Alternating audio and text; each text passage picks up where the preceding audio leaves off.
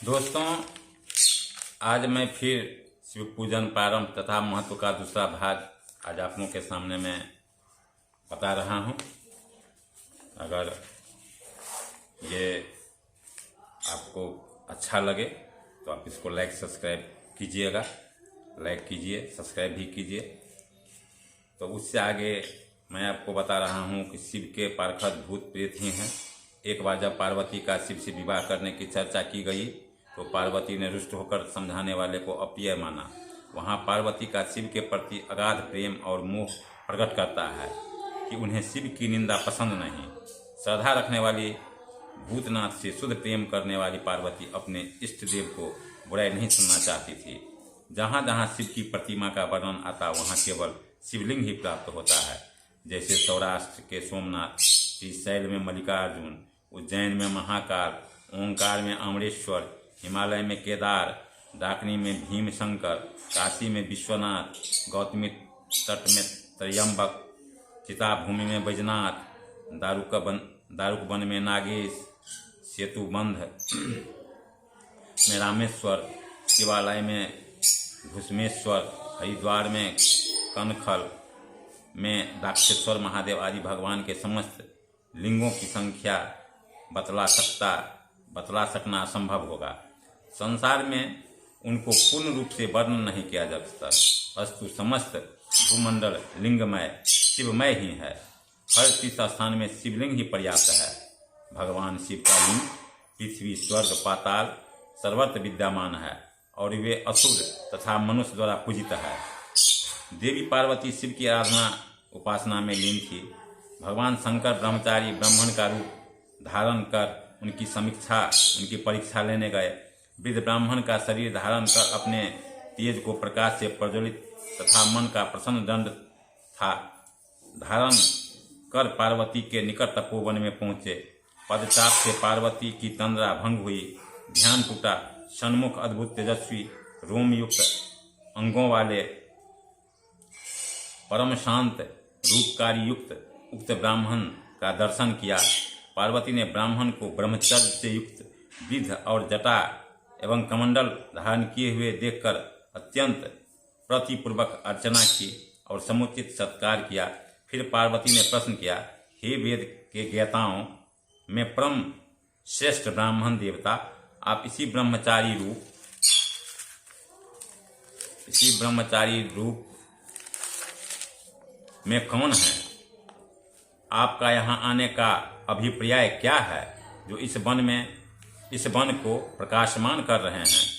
ये जो आपको मैं बता रहा हूँ जो कहानी है, ये 24 लिंगों का इतिहास नामक किताब से मैं आपके समक्ष रख रहा हूँ। आगे शिवजी ने उत्तर दिया, महादेवी, मैं स्वेच्छा से विचरण करता तथा तपस्वी ब्रह्मचारी दूसरों की मनोकामना पूर्ण करता हूँ। मुझसे आपकी यह दशा देखी नहीं जाती। इतनी कोमलंगी स्वरूपा शरीर धारण करने वाली किस उद्देश्य से इस भयावह निर्जन वन में जितेंद्रियों का तुल्य कठिन तप कर रही हो? मेरे इस शरीर का जन्म गिरिराज हिमालय के घर में हुआ है। इसके पूर्व मैं प्रजापति दक्ष की आत्मजा थी और भगवान शंकर की पत्नी हुई थी, परंतु पति की बात न मानकर मायके में पिता द्वारा अपमानित होकर अग्नि में अपना शरीर त्याग दिया था। इस जन्म में परम महान पुण्य से प्राप्त भगवान शिव मुझे त्याग कर कामदेव को भस्म करने चले गए। शिव के त्याग से अति लज्जित होकर बहुत ही दुखी हूँ। उन्हें प्राप्त करने हेतु तप कर रही हूँ। मेरी तपस्या मन, वचन और कर्म द्वारा साक्षात शिव रूप पतिदेव को पाने के लिए अनन्य किसी देवता में मेरी कोई आस्था नहीं है। शिव ने कहा, समस्त देव ब्रह्मा और विष्णु को त्याग कर एक शिव को ही अपने पति बनाने की इतनी कठोर तपस्या करना व्यर्थ है। मैं तो रुद्र को जानता हूँ, बैल की सवारी है, विकृति आत्मा वाला जटाधारी, अकेला रहने वाला परम भक्त। ऐसी बैरागी में मन लगाना शोभा न देगा। उनका स्वरूप हमारे सौंदर्य के विपरीत है। मुझे तो अच्छा प्रतीत नहीं होता। इस प्रकार शिव ने अपनी अनेक प्रकार की निंदा की। पार्वती ने उग्र रूप धारण करके गुस्से में कहा, हे ब्राह्मण, तू शिव की निंदा करता है, इसलिए मार देने योग्य है। हे मूर्ख, तू बड़ा धूर्त है, कैसे ब्रह्मचारी बनकर यहाँ आ गया?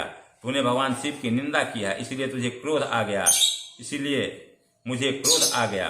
तू शंकर की सत्ता वही मूर्ख है, तू ब्राह्मण कहने योग्य नहीं है। तूने असत्य कहा है कि तू शिव को जानता है। शिव तो सर्वोपरि सबके स्वामी है। भगवान शिव का अपमान करने वाला सबसे बड़ा पापी होता है। तू यहाँ से तुरंत चला जा, अन्यथा मैं किसी दूसरे स्थान तपस्या करने चली जाऊंगी। पार्वती ने भगवान शिव को जो ये बात बोली, जो शिव खुद जो ब्राह्मण के रूप में पार्वती को समझाने गई थी, फिर इस पर भगवान शिव ने अपने उसी रूप को दिखाया जिसका ध्यान पार्वती अपने मन में बसाए थी। भगवान शिव ने कहा, हे शिवा, तुम्हें अब कहीं और जाने की आवश्यकता नहीं। मैंने तो तुम्हारी परीक्षा ली थी, तुम्हारी दृढ़ मुक्ति से अति प्रसन्न हूँ। यह कहकर शिव ने पार्वती को अंगीकार कर लिया। शिव के सप्तमुखी कहा गया है, जो ईश्वरीय रूप कहलाता है। तत्पुरुष, अघोर, सघोजात, वामदेव, ईश्वर, नीलकंठ आदि स्वरूप है। भगवान असंख्य रूपों में प्रकट होते हैं, इसीलिए उन्हें असंख्य नामों से संबोधित किया जाता है। जिस प्रकार आकाश के सितारे दिन में नहीं दिखाई पड़ते, उसी प्रकार भगवान शंकर का रूप कोई नहीं देख सकता। उधर ईश्वर को देखने पाने हेतु माया अहंकार को त्याग कर भगवान शंकर का स्मरण करना होगा। किसी न किसी रूप में अपने भक्त को प्रसन्न होते हैं। शिवलिंग केवल एक ही शिलाखंड नहीं, बल्कि शंकर का प्रारूप है, जो हर शिवलिंग में व्याप्त रहता है। समस्त कामनाओं का त्याग कर शिव पूजन करे और साक्षात शिव पद की प्राप्ति होगी। तो दोस्तों, इस प्रकार जो है भगवान शिव का आराधना करने से भगवान उन्हें जरूर मनोकामना फल देते हैं। और मैं इसलिए ही ये जो आपको किताबों की बातें आपके समक्ष रखता हूँ कि मेरा ब्लॉग देखकर आप अगर नहीं भी भगवान के प्रति रुझान रखते हैं, तो आप अपने रुझान को भगवान के प्रति लाएं, और भगवान की सेवा करने से कोई अच्छा ही फल मिलता है। तो दोस्तों, आपको ये चैनल, ये ब्लॉग अच्छा लगा हो तो आप मेरे चैनल को सब्सक्राइब कीजिए, लाइक कीजिए और बेल आइकन को दबाया कीजिए, ताकि मेरा कोई भी नोटिफिकेशन, जो नया ब्लॉग मैं डालता हूँ, उसका नोटिफिकेशन सबसे पहले आपको मिले। इतना ही कह के आज का ब्लॉग मैं यहीं समाप्त करता हूँ। मेरे सभी भाइयों बहनों को मेरा प्यार भरा नमस्कार। जय हिंद, जय भारत, वंदे मातरम।